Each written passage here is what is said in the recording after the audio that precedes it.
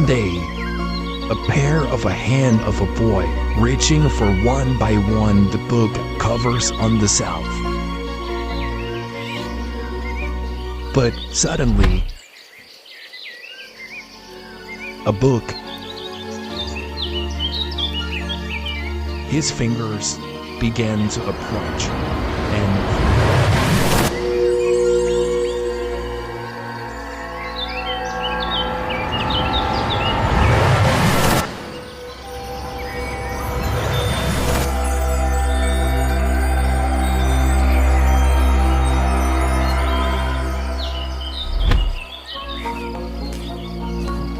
now, where is this?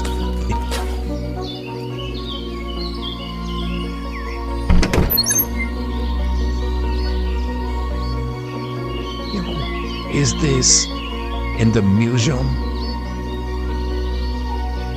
And who is he?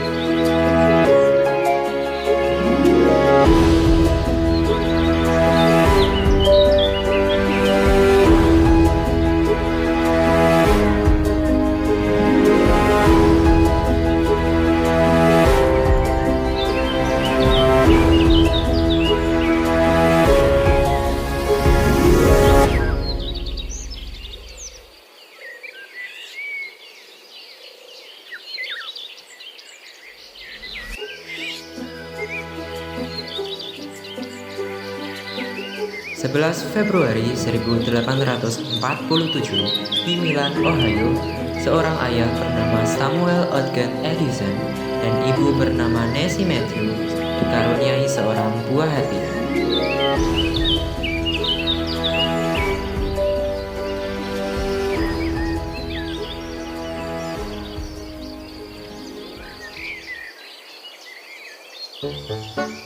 Di kota Milan, Ohio, Amerika Serikat, disinilah keluarga Thomas Alva Edison tinggal. Thomas Edison, the world's greatest inventor, was born in this house, February 11, 1847. When you come to the Edison birthplace of the age of invention, you will find many family artifacts. We try to show his house and what the world was like pre-Edison. We also have his daughter's private collection, Edison talking dolls, which are very rare, phonographs, many of his inventions, a good variety of pieces. But we stress the personal, his daughter's mementos, handwritten notes to the family. Thomas Edison means everything to Milan. It actually gives me goosebumps. You know, many times when I think about Edison being a youngster, you know, growing up here to becoming the most important individual the world has ever known. Milan at that time was the second largest wheat shipping port in the world. It was second only to Odessa, Russia. That's the year Edison's born, 1847. That was its peak year. Pada tahun 1854, pada saat Edison berusia 7 tahun, ia dan keluarganya pindah ke Michigan karena adanya kemerosotan ekonomi.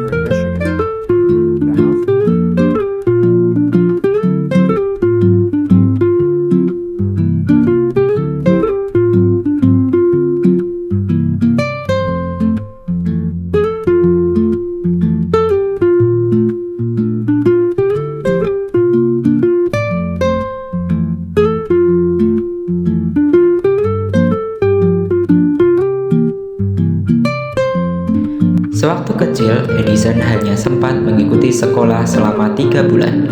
Gurunya memperingati Thomas Alva Edison kecil bahwa ia tidak bisa belajar di sekolah sehingga akhirnya ibunya memutuskan untuk mengajar sendiri Edison di rumah. Kebetulan ibunya berprofesi sebagai guru. Hal ini dilakukan karena ketika di sekolah oleh gurunya, Thomas Alva Edison dianggap murid yang tertinggal, bodoh, dan ia dianggap sebagai murid yang tidak berbakat.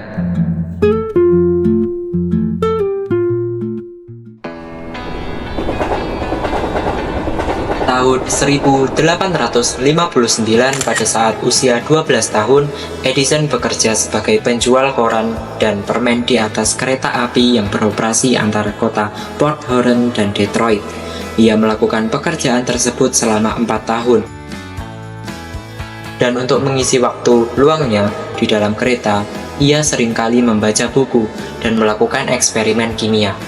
Sampai-sampai Edison meminta izin kepada pihak perusahaan kereta api Grand Trunk Railway untuk membuat laboratorium kecil di salah satu gerbong kereta api. Di sanalah ia membuat percobaan dan membaca literatur ketika sedang tidak bertugas. Nasib malang menimpa Edison pada tahun 1862 pada saat usianya 15 tahun, di mana gerbong milik Thomas Alva Edison terbakar.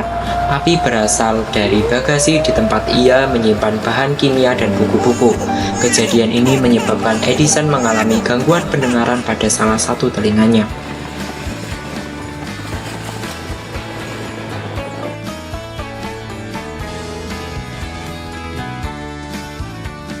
At this place in history, we're in Island Pond with Steve Perkins, Executive Director of the Vermont Historical Society. Steve, what brings us here this week? So, Mike, we are in the beautiful Northeast Kingdom, and we're going to talk about railroads. The Grand Trunk Railroad, which brought a lot of industry and excitement to this little part of our state. So we're going to go meet James O'Gorman from the Island Pond Historical Society up on the hill.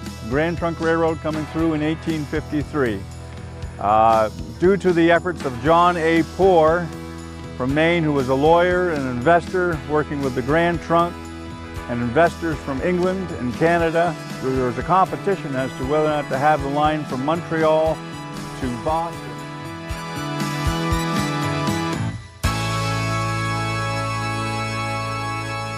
Tahun 1863 sampai 1867, saat Edison berusia 16 sampai 20 tahun, ia bekerja menjadi operator telegraf. Setelah ia ditawari oleh bapak dari anak kecil yang pernah Edison selamatkan di sekitar kereta api.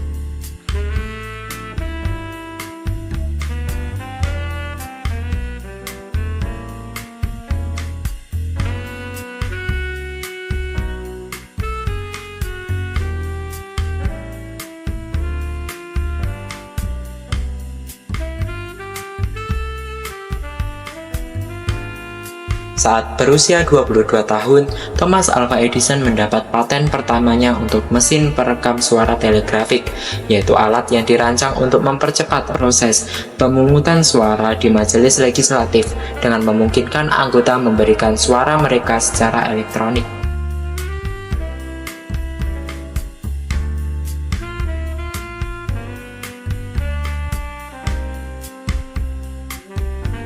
Tahun 1871, saat berusia 24 tahun, Thomas Alva Edison menikah dengan Mary Stilwell dan dikaruniai 3 orang anak, yaitu ada Marion Estelle Edison, Thomas Alva Edison Jr., dan William Leslie Edison.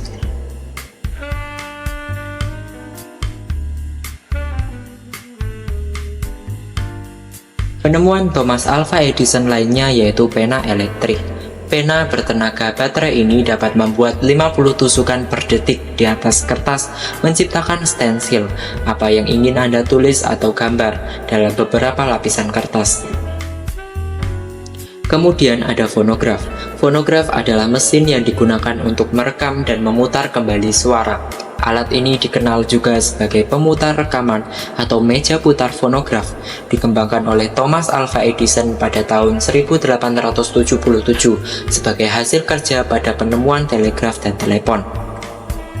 Kemudian ada alat pemancar karbon.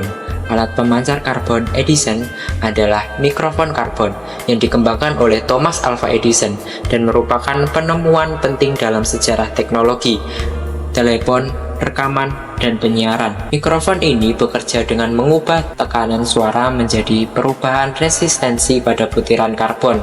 Di umur yang ke-31 tahun, pada tahun 1879, Edison membangun perusahaan yang diberi nama dengan Edison Electric Light Company. Dan tahun 1879, di usia yang ke-32 tahun, Edison menemukan lampu pijar. My boys and I caught in a jar what before now has only flashed across the night sky. Today, the impossible becomes possible. And the man that controls that current controls the future. I hope you brought your checkbooks.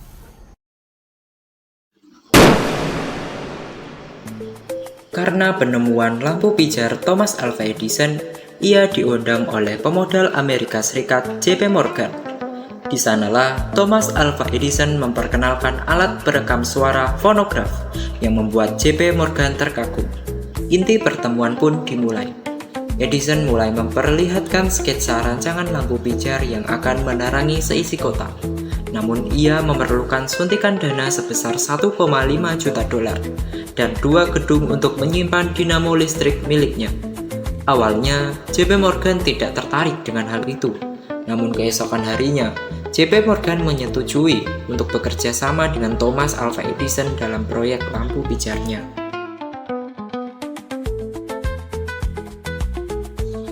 Lalu Edison dan timnya mulai merancang penemuan itu untuk diaplikasikan dalam kehidupan masyarakat. Kota New York akan menjadi kota pertama yang akan mendapatkan sinar dari lampu pijar milik Edison.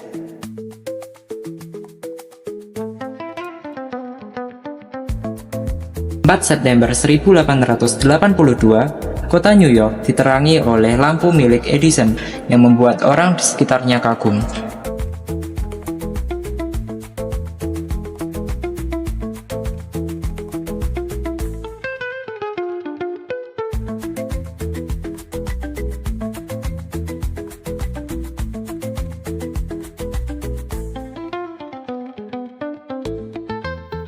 Namun sayangnya, terdapat kelemahan di arus yang digunakan oleh Edison dalam industrinya, yakni arus DC, direct current. Arus ini memiliki kelemahan berupa jarak yang terbatas, tegangan yang drop, dan biaya yang tinggi. Kelemahan ini kemudian disadari oleh Westinghouse. Ia adalah seorang pengusaha dan insinyur Amerika Serikat. Akhirnya arus AC pun digunakan untuk mengatasi hal tersebut.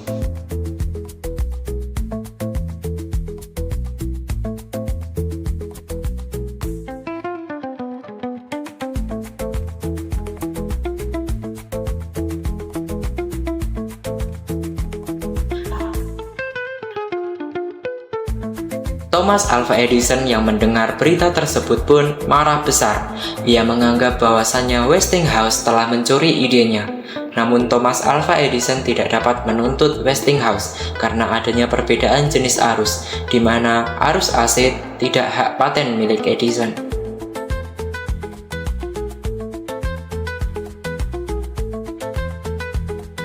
Akhirnya, Edison memanggil media dan saat itu ia menceritakan bahwa listrik bertegangan arus AC sangatlah berbahaya hingga Thomas Alva Edison melakukan percobaan dengan menyetrum kuda hingga tewas.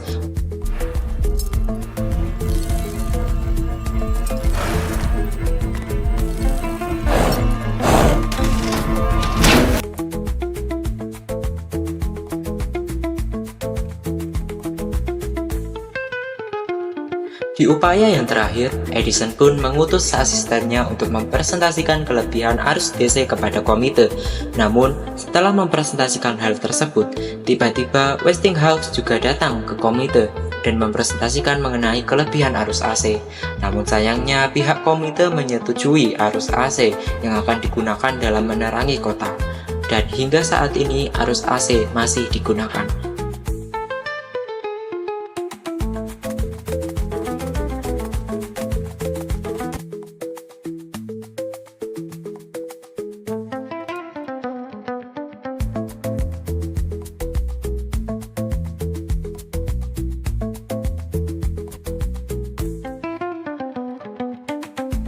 Thomas Alva Edison menghabiskan masa tuanya dengan terus bekerja dan melakukan penelitian di laboratoriumnya di West Orange, New Jersey. Meskipun kesehatannya mulai menurun pada tahun 1920-an, Edison tetap aktif dalam berbagai proyek hingga akhir hayatnya pada 18 Oktober 1931 di usia 84.